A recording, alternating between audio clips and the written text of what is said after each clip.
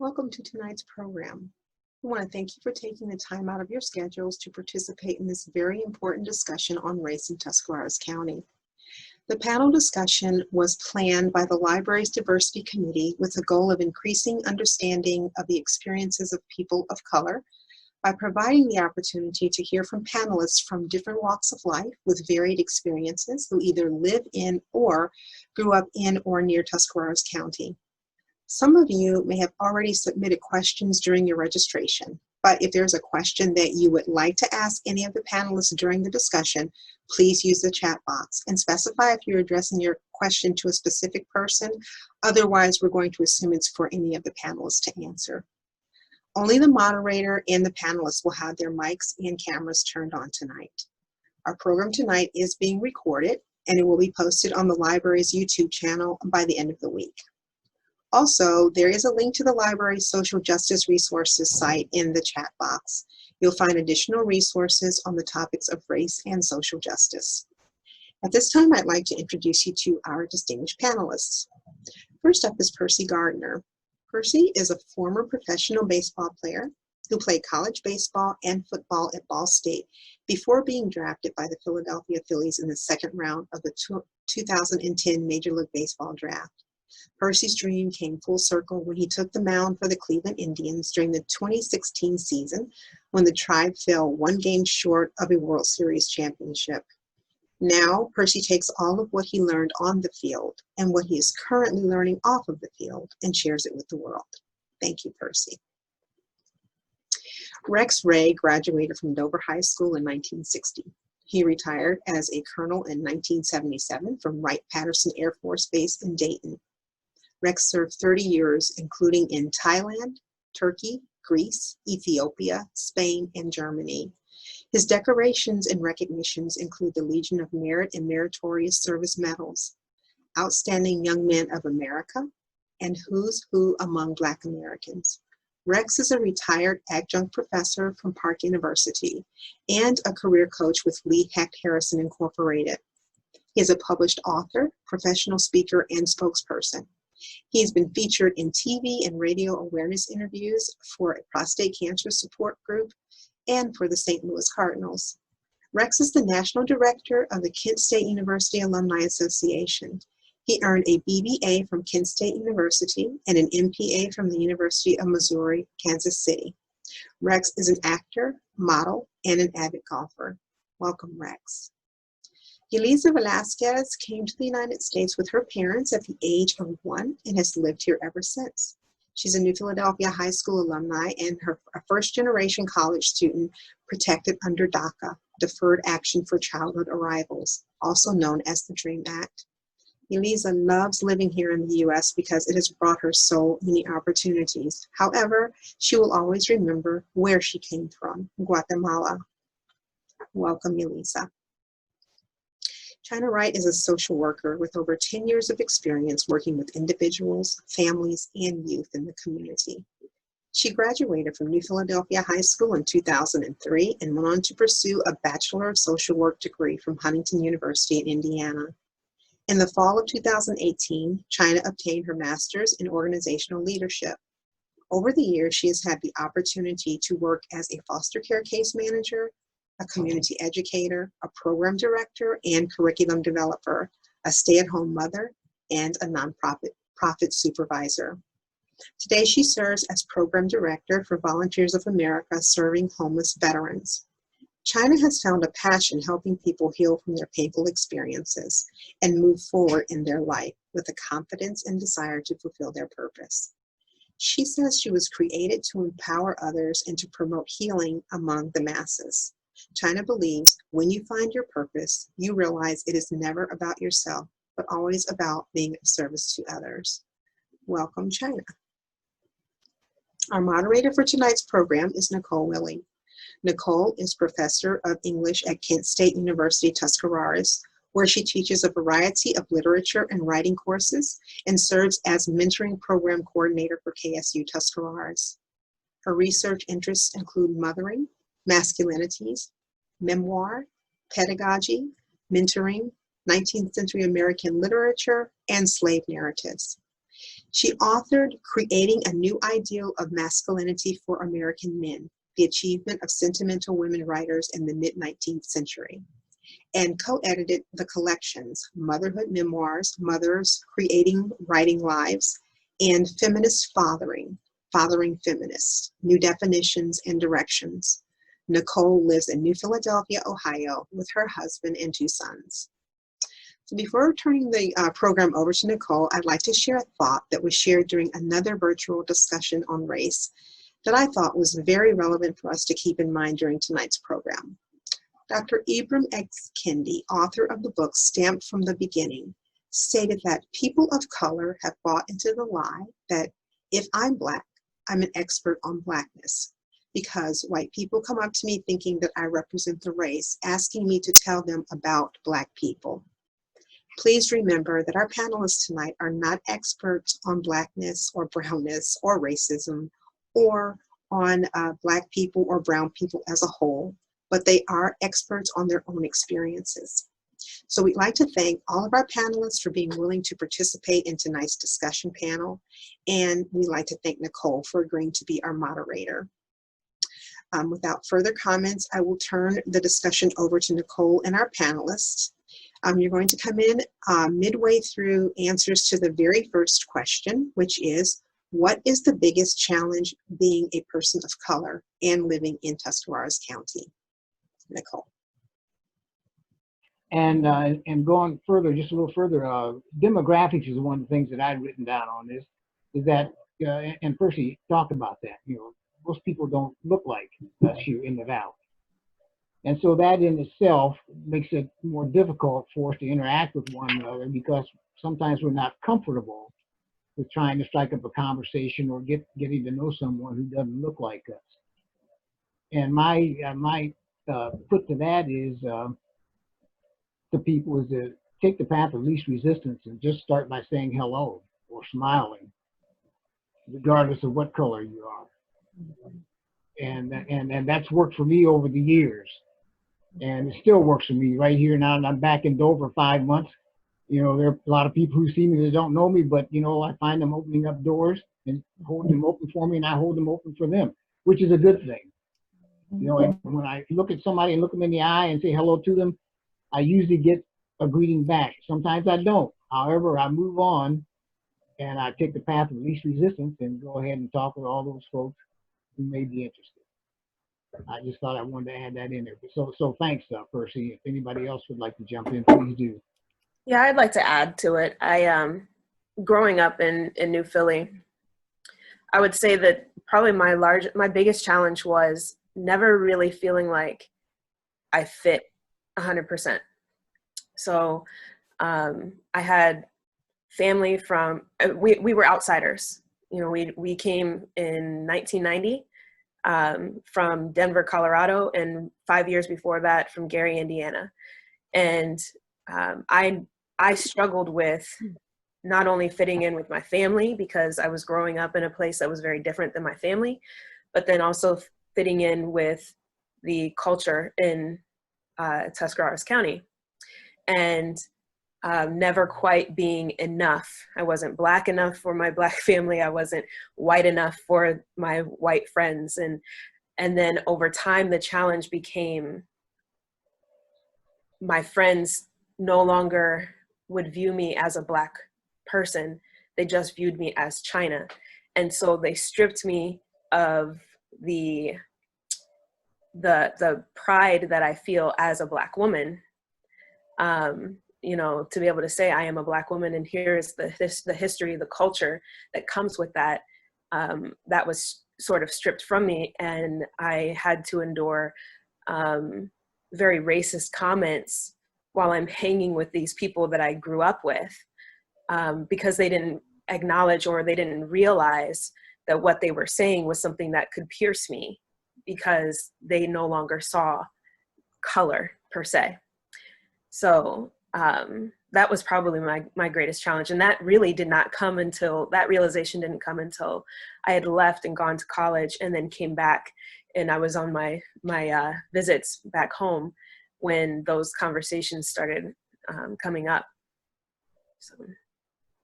Yeah, I talked about that on my podcast, but I strongly agree with Chynna.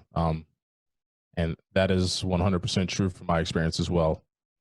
I even had people, white people felt as comfortable to tell me that, and I think they were just like, oh, well, you're not black, you're not that black. And that comment would get thrown around. And then when I went to college, most of my teammates in football were black. And then I got the other flip around was, oh man, you're not black enough, so it would kind of be like Chynna said, and you never feel like you fit in either way, and you never feel like you're accepted for who you just want to be. There's no measurement of blackness, and I like what Virginia said at the beginning, that we're not experts on this, and I think people when they want to label you that way, it's insulting in both ways, even though they may feel like they're, well, you're not that black, so you can hang with us. You're cool to be around us.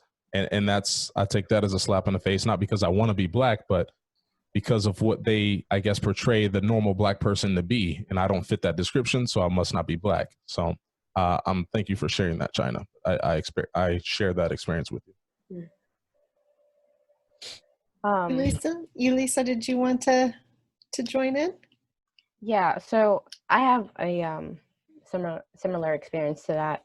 So when my parents and I came to this country, and I was back in 2001, and back then there wasn't as many, Latinos, as many Guatemalans in this area as there is now.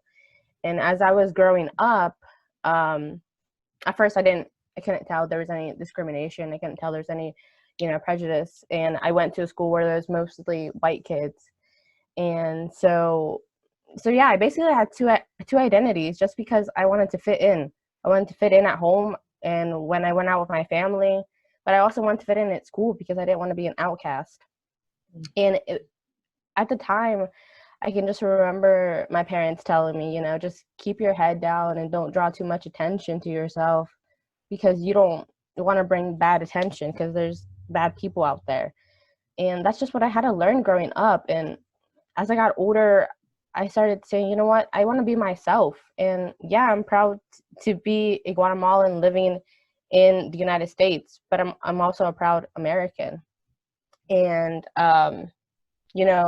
now there's so many Latino kids in New Philly, but when I graduated, which was back in 2018, there was only like 3 Latino kids. It was me, myself, my friend, and I think one other girl. And now when my siblings are going to be graduating, there's going to be so much more diversity in the graduation ceremonies, and I think that's just a beautiful thing. But I definitely feel that of not being enough for, not being Guatemalan enough or not being American enough. So sure. I feel the same way.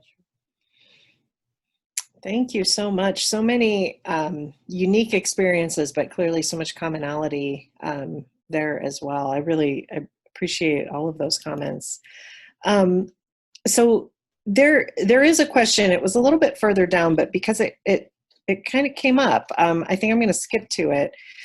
And the question is, how do you feel when someone says that they, quote, don't see color? And I know, so we've already kind of alluded to this, but I know, with my own students, it's almost a mark of pride for some of them to say, I'm not racist. I don't see color, and we have to unpack a lot of that stuff. But I'm wondering if you all could share maybe more explicitly, if it's possible, how that makes you feel and why maybe that's not the best way for people to approach other people. Well, this is Rex here. I've heard that said before over the years, and I've been here many years. Not here in Dover necessarily, but over the years. It makes me wonder what else they don't see, because you have people with disabilities. There are other things that they may not see that influence people's lives, and they're not sensitive to it. So that's sort of my take on it. And I've had the conversation over the years on a few occasions with it, and I've inform some of my friends who are not from my color that I would stay away from that. Because the important thing is to treat people with dignity and respect when you're talking with them, regardless of whether it's me or someone not of my color. In either case, treat them with dignity and respect. And I would stay away from that, because that really sends up a red flag. In fact, well, you don't see the red flag, but the red flag goes up when a person of color hears that. I would think so. At least it does for me. So anybody else that wants to chime in, please do. Thank you for that. Well, Sorry. Go ahead. I was just gonna say that, I mean, I agree as well. I mean, not as clever as Rex put it, and I like the way he positioned it around, what else don't you see? The people with the disabilities. You say, oh, I don't see that. I also think it's, I don't know if Rex was alluding to this, but I just don't think it's true. I know it sounds good when you say that, but I think that's something you think we want to hear when you say that, but in fact, it's something that we don't. I'd rather it not be talked about. Huh? I said I was alluding to it. I just rather it not come up, and we just act like we're two humans, and you accept my differences for me. I mean, my differences, and I accept yours. We might not agree on everything. But I also don't agree with everything in my marriage, but I love that person. And I don't really, I don't think it's appropriate. And I think moving forward, I think this is a very important discussion to have, but I think moving forward, and I guess moving on to one of the questions later, I think it's something, as if we discuss it less moving forward, I think it'll just, hopefully, will just, become a thing that it just doesn't exist anymore. And people know, well, that's African American, but I don't really care. I like him, and he's going to be my friend. Or, hey, he's good at what he does, that, and I don't really necessarily partake in that. But I'm not going to let it affect me. I'm not going to, go out of my way to ruin that person's day. But I just think it's something that doesn't need to be said. Just live your life and love people like we're supposed to, and don't go out of your way to, I guess, explain yourself. Just live, love, and everything else will take care of itself. Amen. I agree with the idea that Rex said, if you don't see color, then what else do you not see? And for me personally, what I hear now, I want to make sure I preface this with, I understand that more often than not, that phrase is used with the best intentions. I understand that. I don't think I've ever heard somebody tell me that, and they were saying it in a way that was malicious or trying to hurt me in any way. So I completely understand that. But I am begging that people would stop saying that, because, and I said this earlier, what it does is it negates everything that comes with the richness of having a culture, a color to identify myself as. And so if you don't see that, then you also are probably blind to the things that I have to go through as a Black woman in this society as well. So that's why when we start having conversations about Black Lives Matter, things like that, we have to have these discussions, because many people who consider themselves well-intentioned have not seen the issues, the problems that have come out of the I don't see color issues, right? So, I want you to see me. I want you to see my color. And I want to have conversations about that, about the differences that we might have because of our color. The color of our skin isn't everything, like Perci was saying, we're all individuals, and that's very important. But part of my identity is also my color. And so I want to have those conversations, I'm proud of that. Yuliza? Well, like Chynna was saying, when most people say that, they don't mean it maliciously. And I personally never taken offense to when people say that, just because I try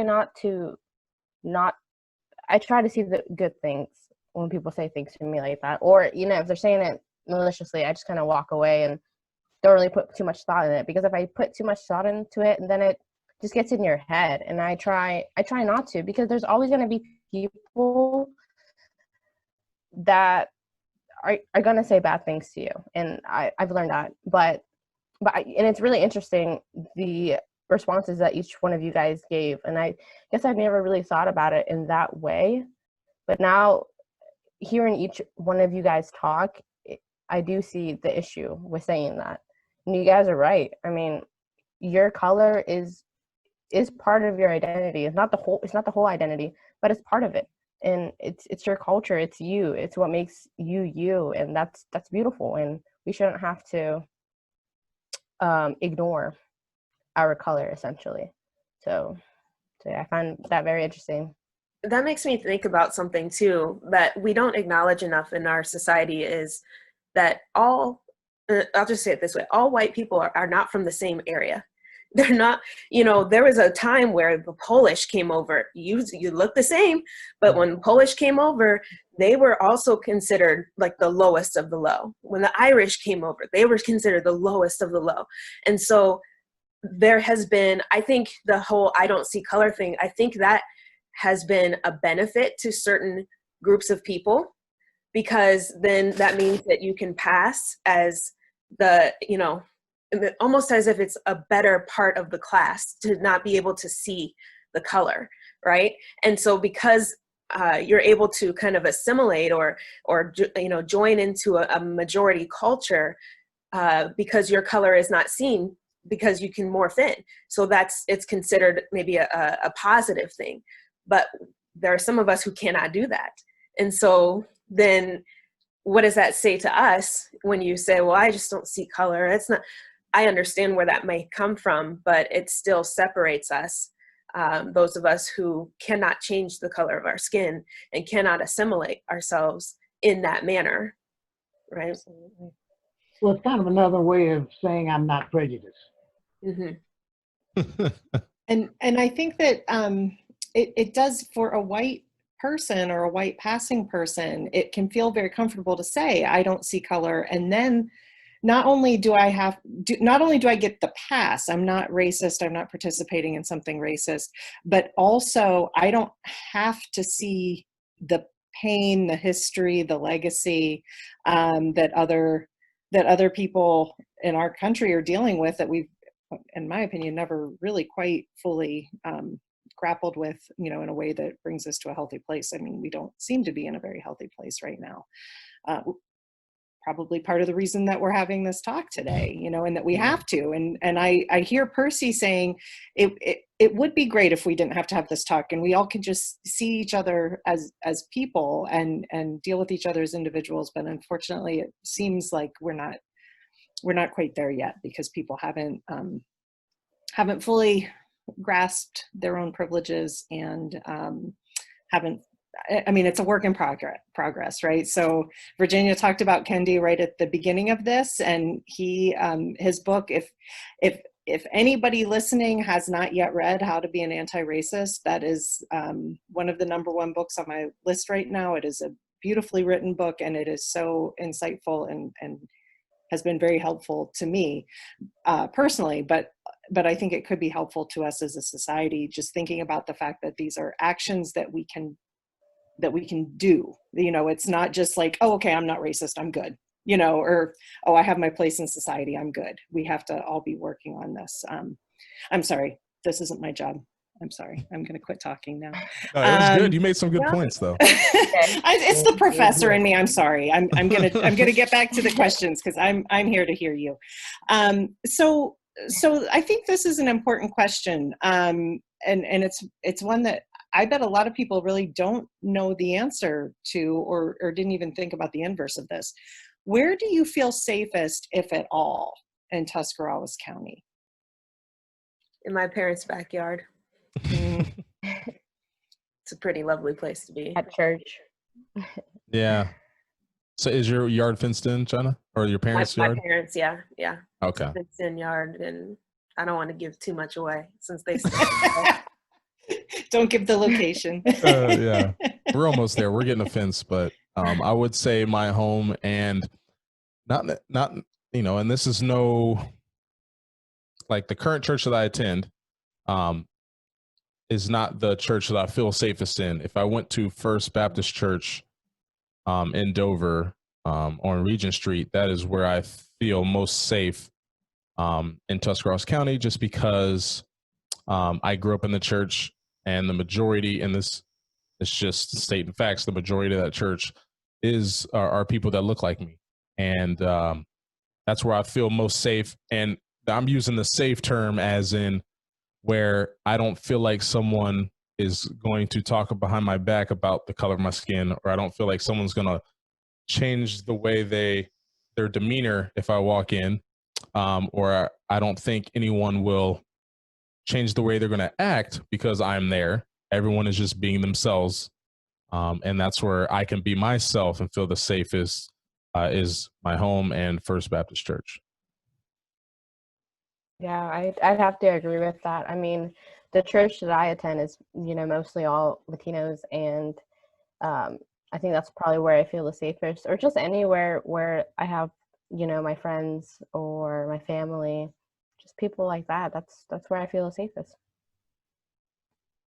Rex, did you want to? My list is probably a little bit longer than that. It's probably because I've lived a lot longer than the rest of the panelists here. But I would start with First Baptist Church. That was my first schoolhouse, and the Bible was my first textbook. But when I went to school, because I had older brothers and sisters also, which was helpful.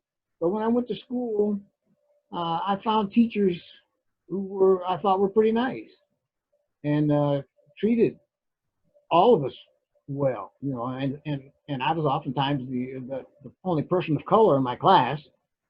So, but I did feel good at school, and I felt good at the library. It's not the library in Dover now is about 4 or 5 houses up the street from where it was originally. The original library was down by the Memorial Hall in an old Victorian building. And we knew the librarians really well, because when my brothers and I weren't playing baseball down the hill, and I'll tell you about down the hill here in a minute, but Percy knows about down the hill. If we weren't playing baseball, we were at the library reading, because we all loved to read, and our parents encouraged us to get a good education and read. So we built some good relationships with librarians and teachers. Now, don't get me wrong, there were teachers who were not my favorites, okay? And I may have not been their favorite student either, but nevertheless, we got through that okay. So I did feel safe there. And I think a lot of it had to do, of course, with the relationship that our parents had built. Not only my parents, but parents from our friends and other parents from the Black community had built with the school people as well. And as I got older, I felt pretty safe working at Robinson Clay, down in the clay industry, down by Midvale and Yerkesville. Where you had unions there, and you had a lot more people of color working there. So with the demographics being more favorable to me being there, that had a lot to do with it, and with the union and stuff. Now, I'm older at this point. I'm 18, 19 years old. But I did feel safe there. Now, there were times when people had arguments. There were sometimes guys had to settle things with their fist outside the fence, and that was okay. That never really applied to me, because I always avoided those kinds of things. But so when I say I felt safe a number of places, the library, the YMCA was another place where I felt pretty safe, because I knew Mr. Dewar and Mr. Patton, who were there for many years, and they had known my older brothers, which made a difference also. So when I say my list was longer, that was it. Eiler's Candy Shop, still one of my favorites. I felt safe there. We'd go in there and sit on those red stools. There's only 4 there. They're still there. And we'd sit there and drink those cold nickel root beers, and thought we were cowboys. And so that's me. That's the way I saw Dover. It's Dover, I think, is somewhat different now. There are things that have changed over time since I left and came back, because we've gone from the media are, you know, are so rich now. We had the radio when I was growing up, and then we had TV, you know, and then you start going to the movies, and then you get your all kinds of different shows and stuff now. So I mean, your culture is much more diverse than ours was. So that has made a difference for you, and sometimes that in itself sort of lends itself to people who are not of color, lends itself that it's okay to say certain things because they may hear it in a song. You know where I'm going with this? They may hear it in a song, or they may have seen it in the movie or whatever. And so it was different. It's different now than it was when I was a young person growing up in Dover. If that makes any sense to any of you. It does. It does. Yeah. I wanted to ask, does it still feel as safe at the Y at schools, or, I mean, has that changed for you then negatively, or just different? I've lived a long time now, so I'm no longer a slave to fear, you know. So I do still feel safe here in Dover, and that's one reason why I came back. I've only been back 5 months, you know. I've been gone for almost 50 years, but I do feel good here, and I feel safe. When I go into the post office to get my mail, I find people holding doors open. I have to beg the ladies to let me hold the door open for them, you know. But they'll hold the door open, and that's a good thing. Yeah. I mean, I like that, you know. Even though we have to have our masks and stuff on, you know. I mean, but that is a good thing, and I strike up conversations with people over at Giant Eagle and at the Walmart. You know, some people will see me wearing my military cap that says retired veteran or whatever, and they'll say, well, how long were you in or whatever? And we'll get into a conversation, which is a good thing. And I find that to be, well, I'm an optimist quite a bit. So I find that to be a good thing for the Valley, and I hope to see a lot more of that. And I plan to contribute to it just by being who I am. You know, that type of person. I mean, I believe in the path of least resistance. If you don't want to talk with me, have a good day. I'll move on to the next pleasant face or smiling face. And that's what I would encourage people to do, is look for the friendly faces.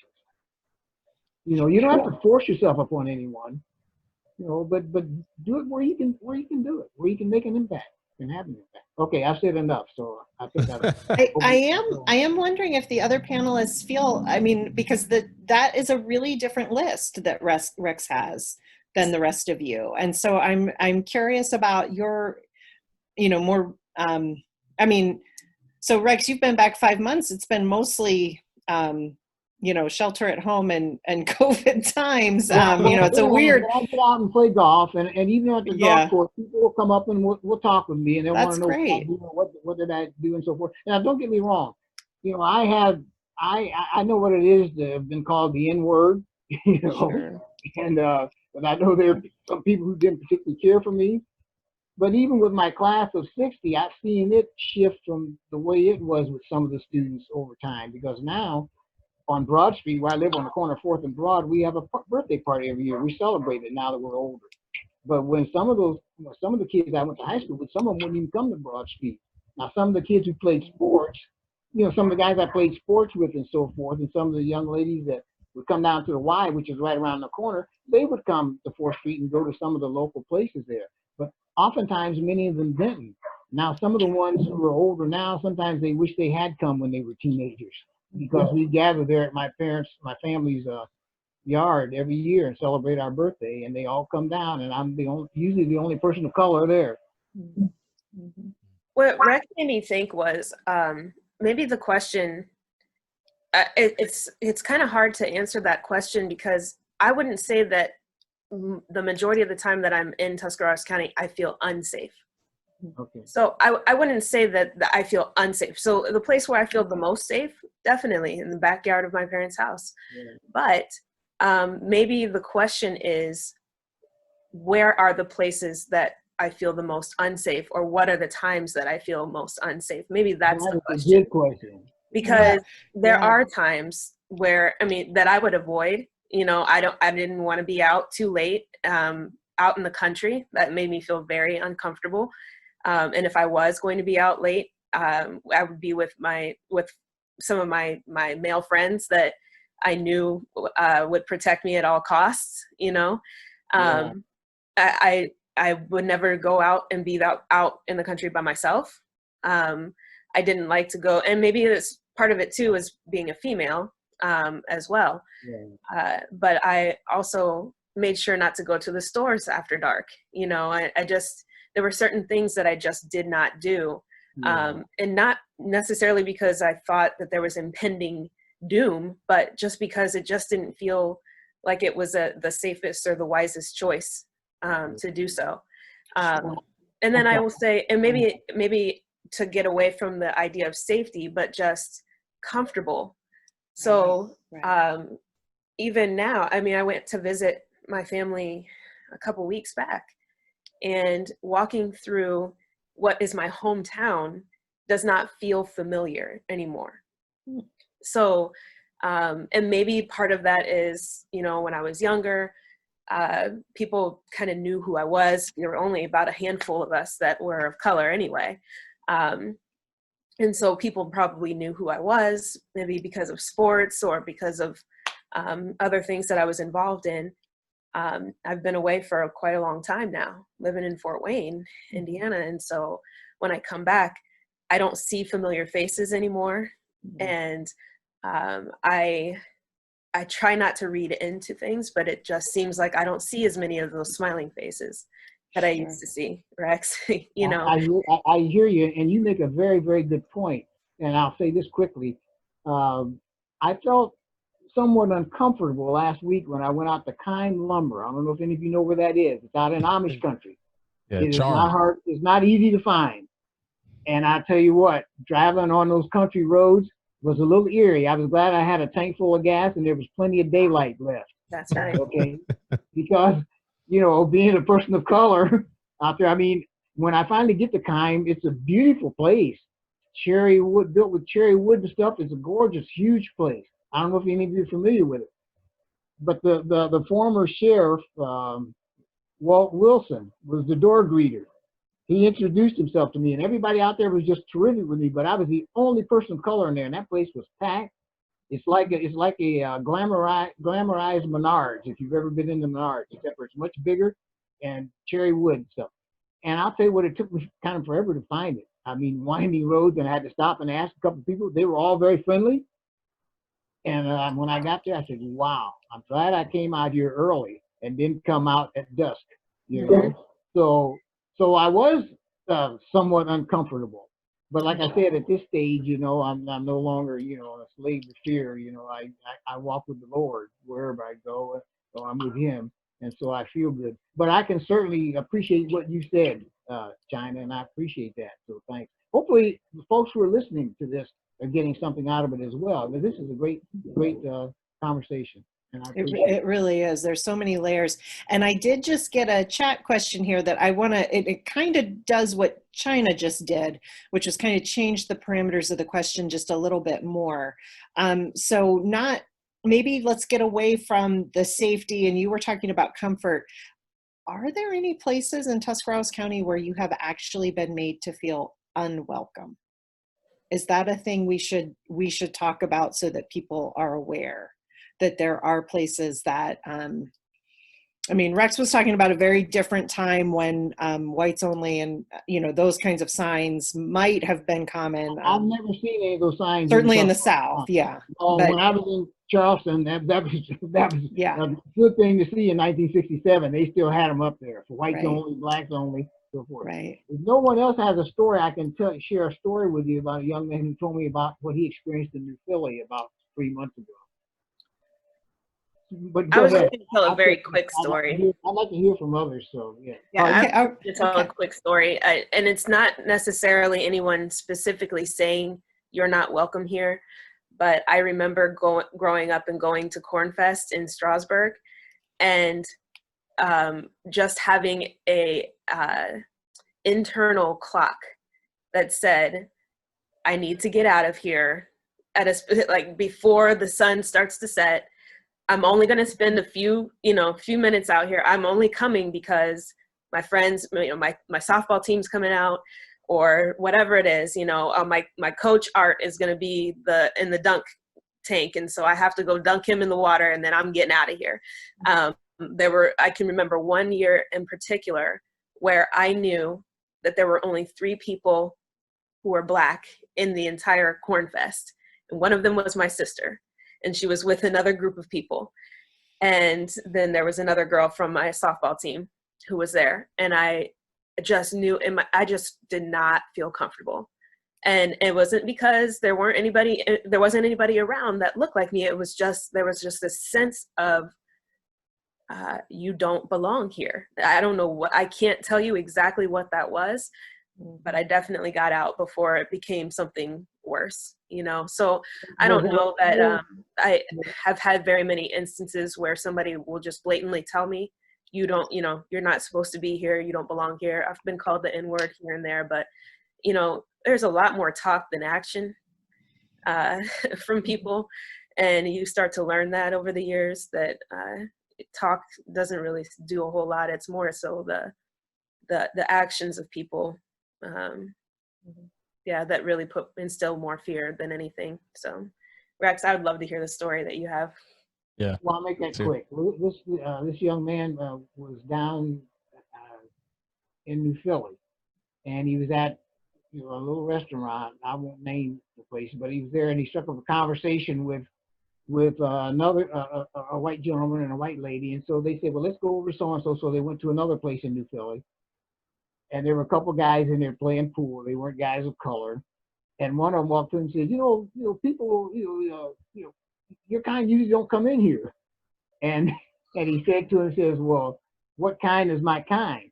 He said, well, a lot of Black people don't come in. He said, well, I'm here. And he says, so what does that matter? He said, I came in with these folks, we're having a good time, and they invited me to come over here. So after they got into a bit of a conversation, and the fellow who was shooting pool, who came over and approached him, kind of struck up a conversation with him. They found out they had some things in common. And of course, he couldn't get him out of his face after that point, Yeah. And so what I'm saying is, most of us act in the way we act because the situation is right for us to act that way, okay? And it's also a combination of that and ignorance. And I'm talking about racism or prejudice or whatever you want to call it at this point, which is a pretty sad thing. I think if we could get beyond that initial coming together to start to communicate, I think we could make some headway. One other real quick one. I went to a Fasching over in Wiesbaden, Germany when I was a lieutenant in 1969. I was the only person of color in uniform. It was Army, Navy, and Marine Corps guys. We were all together, and they wanted to go over to Haven. I said, no, I won't go. No, let's go, Rex. Come on. So I went with them. I was the only person of color in that huge ballroom. There must have been 400 or 500 people in there. But I'll tell you what, a number of them were very polite, and we came up and spoke. Many of them spoke German, but they didn't ask me where I was from or anything. They had an idea that I was an American, I think. But I talked with the people who had friendly faces. But I did feel uncomfortable, Chynna. I'll tell you, I did. I mean, this is a long time ago. But so you can find yourself in situations like that, and sometimes I learned that sometimes it might be a little bit of me versus somebody else making me feel uncomfortable. Does that make sense? I would say, just to add on to that, my experience is, I feel like mine is a little bit altered just because of how much Dover cares about sports and New Philly care about sports. Yeah. And me being the quarterback at Dover and now coming back being a professional player, you don't see that too much out of Tuscarawas County. It kind of has negated a lot of the stuff that I'd experienced, where initially, before they recognized who I was, I could tell there was, and people had, shouted things my way where I knew I wasn't welcome. And I'm not going to name a place, but it is in New Philly. And, but once they, I didn't leave and they approached me, got close to me, they were like, it's different. Like, oh, you're Perci. And that also goes back to what we talked about earlier is, some people didn't look at me as the typical Black person, just because I can, I guess, articulate myself like Rex does. And I guess that's not a trait of a normal Black person. But instead of reverting back to that, there are times where, I've been pulled over and just been let free. Someone didn't even recognize me. They just said I look like an athlete. They Googled my name and let me go through. And it's just, obviously, I always think about, especially right after that, like, okay, what would happen if, I'm not who I am and I'm just a guy who works I'm a CPA or, or something like that, or I work at a nonprofit organization. What would happen in that situation? So I know that's a little bit off the topic, but I just know there are times that I did feel like not wanted, or just, it was just weird me being there. Kind of the experience that Chynna had at the Corn Fest. And I was just like, let's make this snappy. And, but for the most part, I would agree with Rex. Just to revert, because I never got the answer about the safe part. There's not a place, my stature being a big person, I think also negates a lot of maybe the typical reaction that maybe some other people might experience. They might not necessarily speak up, but I noticed through growing up and being a part of Dover High School, there was a lot of teachers who showed, poured into me and devoted time to making me a better student and stuff like that. But I would say the majority, I didn't click with a lot of people who never interacted with me. And I think that was the part of me that didn't feel always welcome and always like, yeah, I'll go. There was a lot of places where I felt home. I spent a lot of time at a lot of different houses in the city of Dover where I was welcome, I felt a part of the family. And, but for the most part, I would say I wouldn't just walk into anybody's house, and me being a salesman currently, luckily I just sell to businesses and I don't have to go to residential areas. Because when I did do door-to-door sales at one point and in this area, and pretty recent, and it wasn't the best, I guess, the best experience. And part of that is already, door-to-door sales already, they're already got a negative connotation. So plus you add that I'm Black, and it may be, getting closer to nighttime in the fall. It's not 9 o'clock, it's 6 o'clock, 7 o'clock. And they're like, what's this person doing here? So yeah, but I say all that just to say that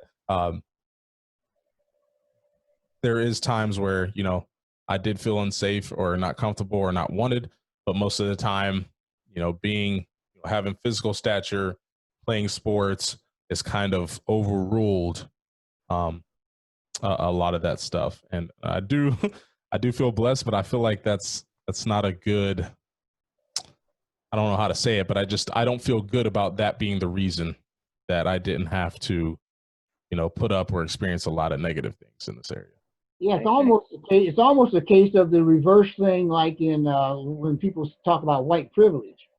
It's almost a case of privilege because you are bigger and you're an athlete, you're a professional. It's like with me wearing my military cap. I've been pulled over by the State Highway Patrol, the sheriff, and I think I've gotten past it because I had that cap on. Yep. Sure. Yeah, sure. I really do think so. Yeah. I had a question, and I think this is an important thing to bring Yuliza back in here too. So, we've been talking a lot, I think, about anti-Black racism that has been experienced by the other panelists, and those feelings that, whether it's overt or just a feeling.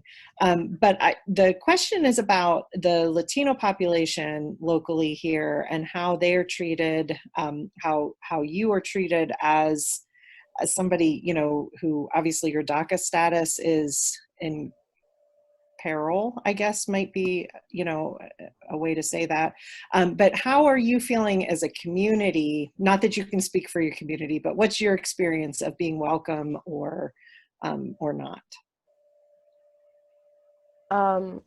So I think you know, there is some prejudice when it comes to, you know, being a person of color. Obviously, we're having this discussion, but kind of what Percy was saying, once somebody comes up to you and they recognize who you are, it kind of changes the way they, you know, look at you. Because I think there's a bunch of people, whenever you go in public, they automatically assume, you know, for Latinos, that you don't speak any English or you don't know.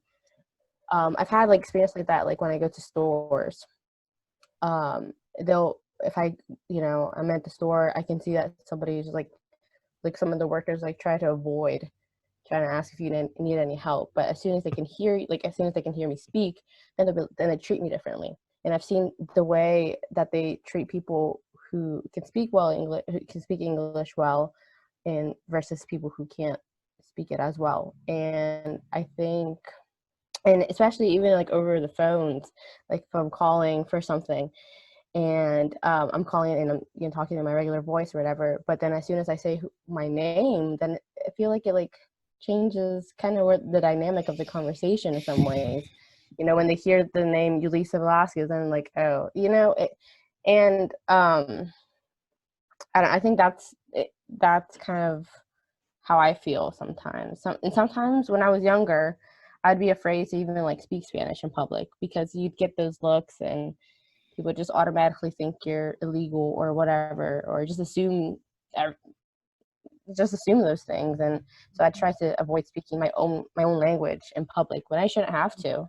That's who I am, and I should be able to talk to my family in whatever language I want to talk to them, and not get those looks and not have people just stare at you and automatically think that you're talking about them. And that's another thing that I would always get is, you know, oh, you must be talking about me because you're speaking in this language. I'm like, no, I'm not. I promise you, I'm not. So that's really interesting. That wouldn't have ever even occurred to me, but the self-centeredness of that behavior, that's really interesting. Wow. Yeah, and I can definitely see where she's coming from, and I would second that. Even though I'm not of Latino descent, I play professional baseball with Puerto Ricans, Mexicans, Dominicans, Venezuelans, and I kind of, you know, levitated towards them just because we faced a little bit of the same thing. But that's a whole nother level that Yuliza's talking about, because that is a very bad. And I speak a little bit of Spanish. It's broken. It's not complete sentences, but people can understand it that speak Spanish. And I would get, you know, when I worked the finish line and a Latino person would come in, they would just throw me to them like, Percy, you handle this customer. Just because it's not because they were afraid of looking, you know, dumb, not knowing Spanish. They just, you know, like Yuliza said, it's a stigma, and they kind of avoid just the interaction for several reasons, in my opinion. But I look at it as an opportunity to perfect my language, my Spanish speaking skills. But that's a whole dynamic that, you know, being Black, I never had to deal with. And I'm glad she brought up that point. It's a great point. Yuliza, you said you came in 2001. Your family came here. Is that right? yes. I can remember around that time is when there was almost more of an influx of Guatemalan people in New Philadelphia area. And I can remember so many negative comments being made. And it floored me every time. I don't know. And I don't know why I took offense to it so much, but I can remember people saying things like, you know, they're here for their green card, or they're just here to get, you know, get somebody pregnant, or, you know, just, there were all these negative things that were said. I can remember one of my friends saying, don't go to Walmart after such and such a time, after midnight, because that's when all the Mexicans come out. And so what? That I can remember thinking, and so what? Why would you even, I did not understand the hatred, I guess it's xenophobia, you know. I couldn't get it. I didn't understand it. But I do remember around that time was when there were a lot more folks moving in. I can't tell you if I don't think I went to school with one Latino person. I don't think I went to school with one in high school, middle school. elementary, not And one. that's what you were saying, Yuliza, right? It's going to be better for your younger siblings, right? There's more diversity in It the really classes is. now. Yeah. Glad to Yeah. hear that. I know my son Yeah. has a friend that lives right up the street, and you know, he just, my son is mixed. My wife is white, and my son made the comment as, I forget the kid's name. I want to say I forget it, but he says, "Hey, Dad, he looks like me." So I know that there are a lot of Latinos now, like Yuliza pointed to, that are young. So I feel like our classes, it might be maybe 25%, by the time my son graduates. But I think that's a good thing. It just brings in another dynamic to the diversity that needs to happen, and hopefully we can get. I know I talked about it before on my podcast about, there needs to be African American Black leaders, teachers, coaches, but I think on the same token, there has to be a Latino presence in that space as well, and I think that will also help those kids feel more comfortable, and also maybe the white kids understand more of what their point of view is, because a lot of times there's just no interaction and there's ignorance. And like Yuliza said, there's just assumptions that are made that, have no business being made, like Chynna said as well. Perci, what you were talking about is representation, and there's such a lack of representation that that does shape young people's perspectives of who they are, and what's important. It's not happening in Tuscarawas County, but I'm lately having conversations with my 7-year-old daughter, who says that she doesn't like the outfit that she's in because it would look better if she had white skin. And she's been saying things like that about her hair and, the color of her skin. And the outfit would look better if her hair was different, if it was straight and long, if her skin was white, because that's the representation that she sees. She doesn't have other representation around her. And I think that's, what you're alluding to, that the representation is very important. Yes. Yeah, definitely. I think in a way I can, relate to your 7-year-old daughter, because when I was younger, I didn't even know that, I didn't have any legal status. I just kind of lived life because I was a child. And as I grew older, I was, in a way, I was kind of mad at my parents, kind of like, oh, why didn't you bring me here sooner? Why wasn't I born here? And I could have so many more opportunities. I wouldn't have to struggle like I'm struggling now. And now that I'm older, I'm so mad at myself for even saying that to them, because they struggled so hard to even bring me here in the first place. And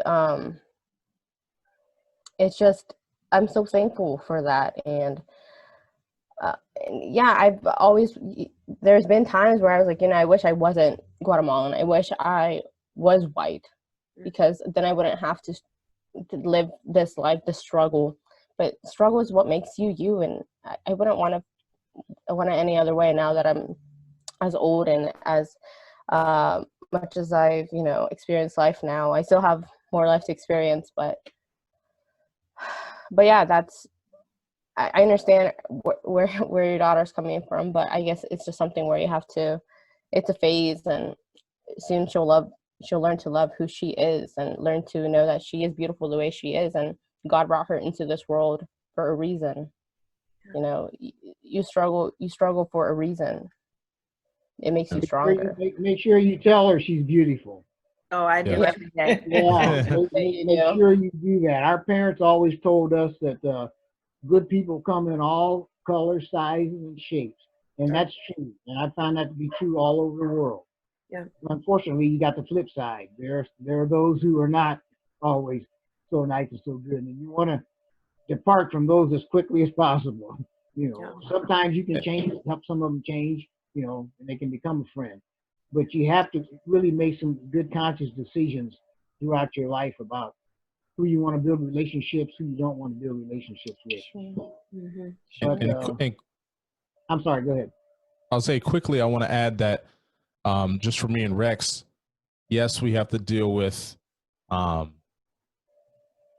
prejudice and stuff like that on from time to time. But women like Yuliza and Chynna, it's a we talked about the different dynamic that Yuliza has to deal with the language and stuff like that. But then women on a whole nother level, they have to just with it's thrown on them every day, more than every day, every minute, they have to look a certain way. As men, it's a little bit different. Yes, we have to deal with hardships, but it's nowhere near what the women have to deal with just because of how they look on a constant basis. So I think it's important that we realize that there's layers to the prejudice and the racial discrimination and just how it all is. And it's something we can't deny. Obviously women, apart from racial, women already have, hardships, and then you just pile this all on top. And I'm not trying to, suck up to the women on the panel, but I just think it has to be said. And I don't think they're going to say it just because it's been stated so much. And when you're a woman and you say something like this, then you're perceived as something else. So I think it was important that I said, there's layers on top of, being a woman and being a woman, a Latino woman, or being a Black woman, based on looks and being able to speak a certain way and act a certain way. So. Thank you so much for that. I'm glad you said it, because it needed to be said. And I'll say this real quickly. Well, you all probably saw in the news where that congressman, made disparaging remarks to AOC the other day. I mean, that's totally uncalled for. If you haven't seen it, you can look it up. You know who AOC is, the congresswoman from New York. So totally uncalled for. I'll put on my professor hat. It is a little bit after 8, so we are going to have to wrap up, but I'm going to put on my professor hat just to say, if anybody in the audience is interested in what Perci just introduced here, and I think it's been underlying the whole conversation, but to look up Intersectional Feminism by Kimberly Crenshaw and kind of look at some of those the issues that have to do with intersections of marginalization and the way that all of us in our identities have intersections of privilege and oppression, or privilege and marginalization, and that it can make navigating, just walking down the street, pretty difficult depending on where you are and who you are. And I think we've been talking about that. And I have just so deeply enjoyed hearing everyone's thoughts. I feel like I have learned a lot. And I hope that I did an okay job making sure that everybody got some moments to share their feelings. You all did a fantastic job. And I know that Virginia and I talked briefly about, the possibility of this being something longer. And it seems to me that this is so rich and so deep, and there definitely is room for more discussion. I got to all of 3 questions, I think, plus 1 chat question. So, and I had a whole list plus another page. There is a lot more to uncover. I hope that everybody that was listening learned some things and has some food for thought. And I deeply appreciate all of you sharing your perspectives tonight. Thank you so much. Yes, we all do. Thank you. Thank you all very much. And thank you, Nicole. And as I said in the beginning, we're hoping that this will be the beginning of a conversation, not the end of it. Nicole has a lot more questions, and we do have programs planned coming up in the fall. So we thank everyone who took time out of your day to participate and just to come out, or not come out because you're at home, but to tune in to our program. So everybody have a good night, and thank you again. Thank you Good night, so everybody. much. Good night, everybody. Thank you. Bye.